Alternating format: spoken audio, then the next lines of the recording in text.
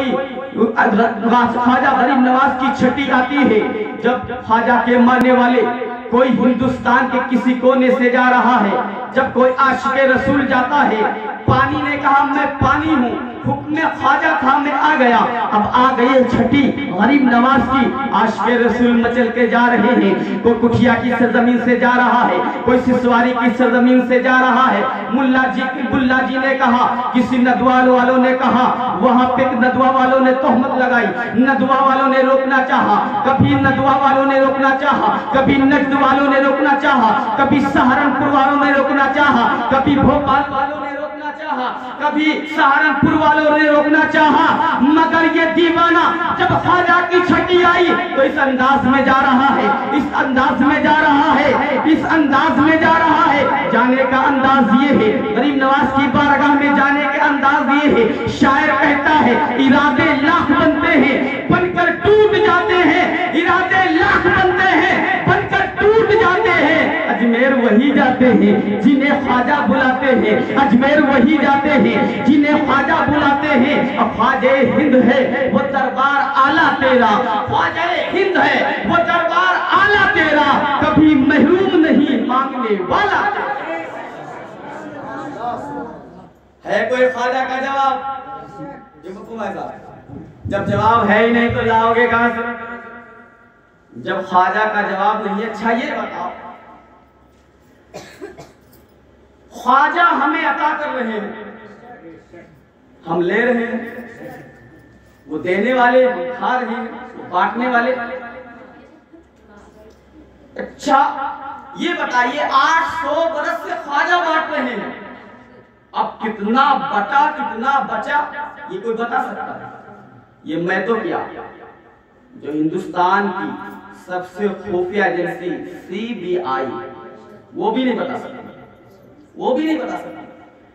ख्वाजा 800 साल से बांट रहे हैं, कितना बचा कितना बांटा कोई नहीं बता सकता, मगर हर साल झूम कर दीवाने जा रहे हैं। कोई कुठिया से, कोई सीतापुर से, कोई लखीमपुर से, कोई दिल्ली से, कोई रामपुर से, कोई मुरादाबाद, कोई बरेली शरीफ, कोई पीलीभीत शरीफ, कोई बहराइच शरीफ, लोग जा रहे हैं, पा रहे हैं, भर ला रहे हैं, खा रहे हैं।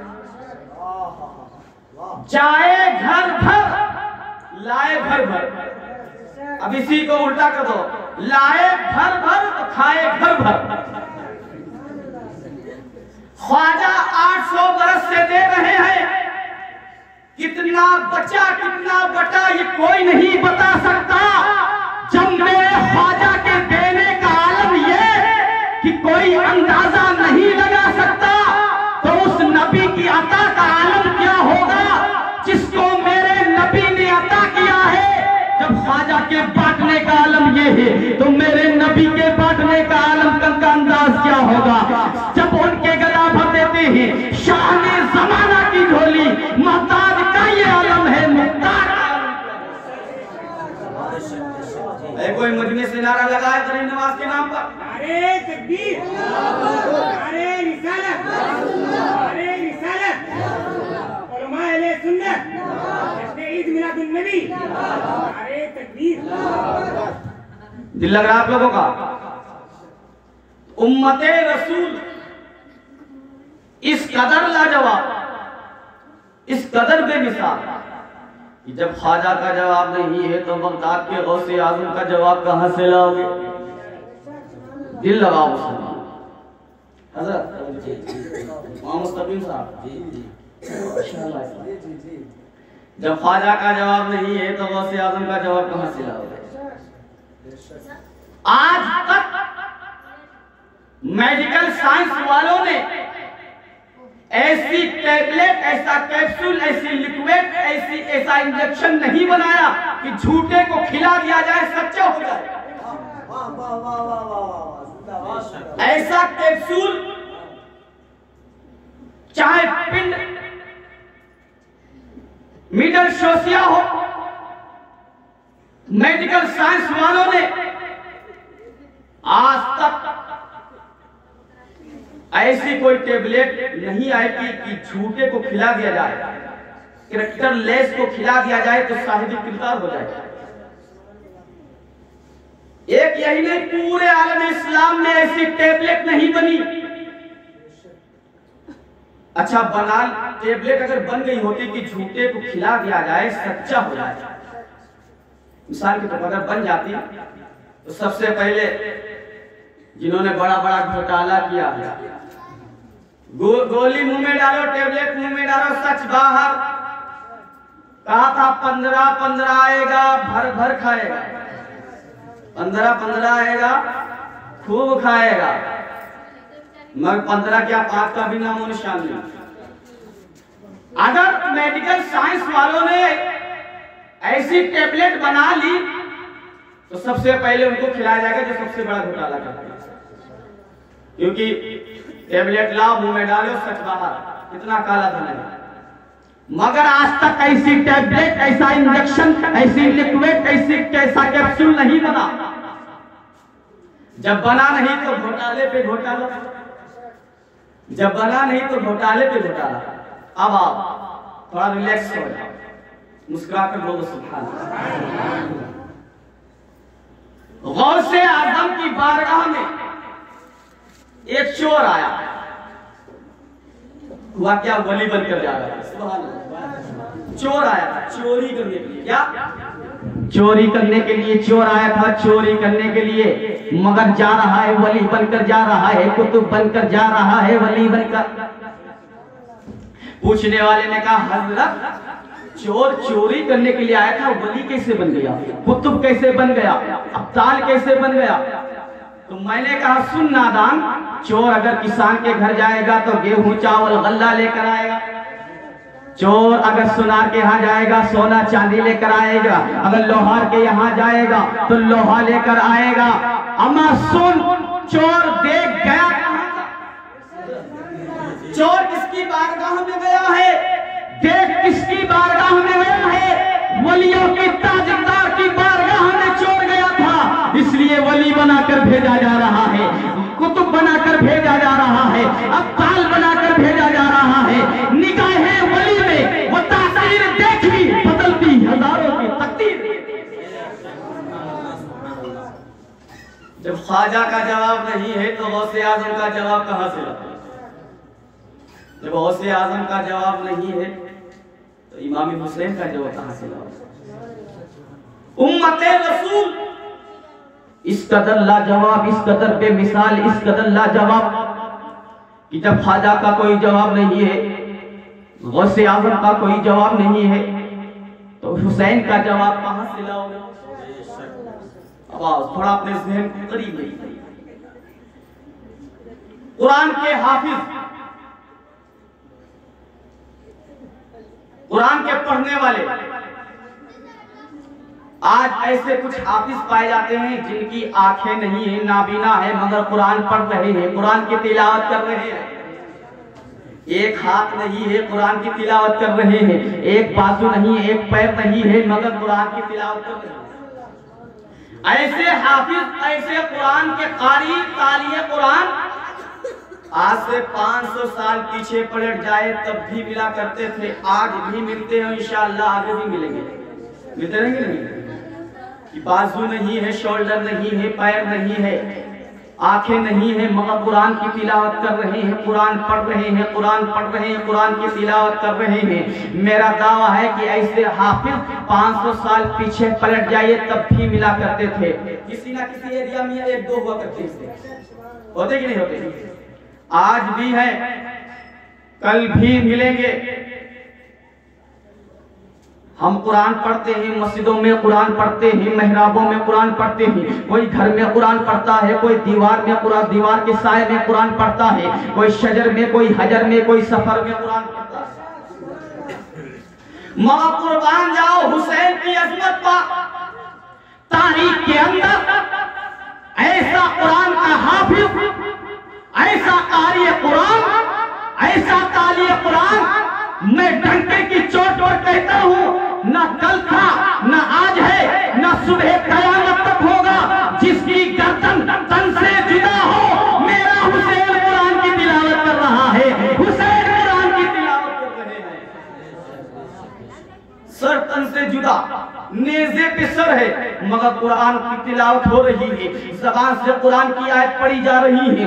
मैंने कहा ए हुसैन, जब तुम मदीना से चले थे तो कुरान पढ़ा तो समझ में आया, मदीना से चले कुरान पढ़ा समझ में आया, मक्का पहुंचे सलाम पढ़ा समझ में आया, तुरबते फातिमा पर गए कुरान पढ़े समझ में आया, तुरबते आपने नाना जान की तुरबत पर गए कुरान को पढ़ा समझ में आया, मदीना से मक्का से करबला तक आए कुरान को पढ़ा समझ में आया, खीमा जन हुए कुरान को पढ़ा समझ में आता है, कोई मजन हुए यजीद के भेड़ियों से जंग हुई आपने कुरान पढ़ा समझ में आया, अली अकबर की जवानी लुट गई कुरान पढ़ा समझ में आया, हज़रत कासिम को शहीद कर दिया गया कुरान पढ़ा समझ में आया, अल्लाहु अकबर कबीरा 72 नफूस कुदसिया जानिसार हो गए कुरान पढ़ते रहे समझ में आया। ऐ हुसैन, आप जब जंग में गए कुरान पढ़ रहे थे समझ में आया, आप कुरान पढ़ रहे समझ में आ रहा है। अल्लाहु अकबर कबीरा। हुसैन जब घोड़े पर सवार हुए यजीदियों की भीड़ में घुस गए, हुसैन की तलवार चल रही है, हुसैन की तलवार चल रही थी, ऐसा मालूम होता था मूली गाजर कट रहे हैं, हुसैन की तलवार चल रही है, जुल्फकारे हैदरी चल रही है, कभी मशरिक में चमक रही है, कभी मगरिब में चमक रही है, कभी शुमाल की तरफ चमक रही है, कभी जुनूब की तरफ चमक रही है, हुसैन की तलवार चल रही थी, ऐसा महसूस होता था अली की हिमायत साथ साथ में है, सिद्दीक की सदाकत साथ साथ में है, उमर की अदालत साथ साथ में है, उस्मान की शुजाअत साथ साथ में है, हुसैन की तलवार चल रही थी, ऐसा महसूस हो रहा था, ऐसा लग रहा था कि फातिमा की दुआ तकदीर बन गई है। अल्लाह कबीरा। हुसैन कुरान पढ़ रहे समझ में आ रहा है, यजीदियों से मुकाबला कर रहे समझ में आ रहा है, 72 जख्मों के साथ जब मेरा इमाम घोड़े से जमीन पर आ गया, कुरान है जबान पर समझ में आ रहा है, ए हुसैन कुरान पढ़ रहे हो समझ में आ रहा है, ए हुसैन कुरान पढ़ रहे हो समझ में आ रहा है। खूली बिन यजीद हुरमला शिमर ने एक ऐसा बुझा हुआ तीर को जहर में शामिल किया, करने के बाद जब वार किया हुसैन की गर्दन को तन से जुदा कर दिया। अल्लाह अकबर कबीरा। मगर जबान पर कुरान है। अब देखिए शरीर से, बॉडी से, बदन से गर्दन अलग है, गर्दन को सर को नेज़े पर उठाए हुए हैं। क्या देखा, यजीदियों ने सोचा कि हुसैन की जबान खामोश हो गई है, हुसैन खामोश हो गए हैं, हुसैन तो दुनिया से चले गए हैं, हुसैन की जबान खामोश कर दी गई है, हुसैन को खामोश कर दिया गया है। अल्लाह अकबर कबीरा। अब मुसलमानों अपने जहन को करीब में करो, यजीदियों ने सोचा कि हुसैन की जबान को जामिद कर दिया गया है, हुसैन की जबान को ठहरा दिया गया है, क्योंकि हुसैन की गर्दन तन से जुदा हो गई है, हुसैन की गर्दन को उनकी बॉडी से अलग कर दिया गया है।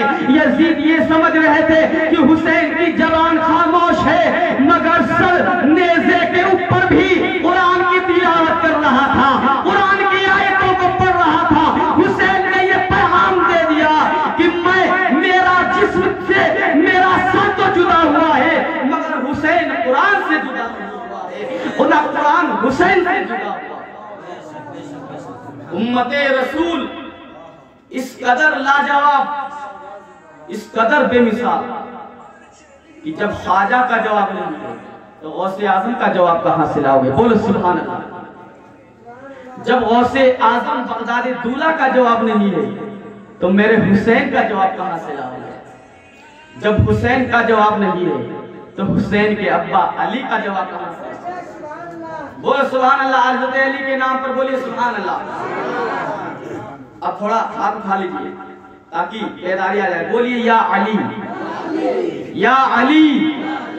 थोड़ा और दम लगाइए, क्योंकि मुश्किलों में जब अली का नाम ले लिया जाता है मुश्किलें टल जाया करती हैं। इतनी आवाज हो कि आपकी आवाज यहाँ से बरेली पहुंचे, बरेली वाला अजमेर तक पहुंचा दे, अजमेर वाला बगदाद तक पहुंचा दे, बगदाद वाले मदीने तक पहुंचा दे।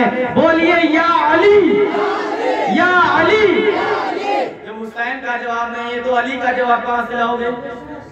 तबीयत लग रही है, खत्म क्या जाए?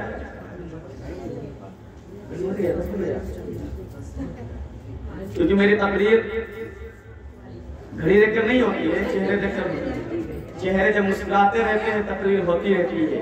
अब चेहरे पे जब 12 बजने से पहले 12 बज जाते हैं तो मेरी तकरीर खत्म हो जाती है। दिल लगाकर बोलिए सुभान अल्लाह। अली का कोई जवाब नहीं, या जवाब है नहीं तो लाओगे कहां से? अब मेरे शायद टुकड़ा रब फरमाता है इत्तकुल्लाह, अल्लाह से डरो। ऐ ईमान वालों, अल्लाह से डरो। इत्तकुल्लाह। अब अल्लाह से डरने का मतलब क्या? मैंने एक साहब से कहा अल्लाह से डरने का मतलब क्या है? ये साहब बोले हाँफते रहो, कांपते रहो, लड़खड़ाते रहो। हमने कहा ये मतलब अल्लाह से डरने का?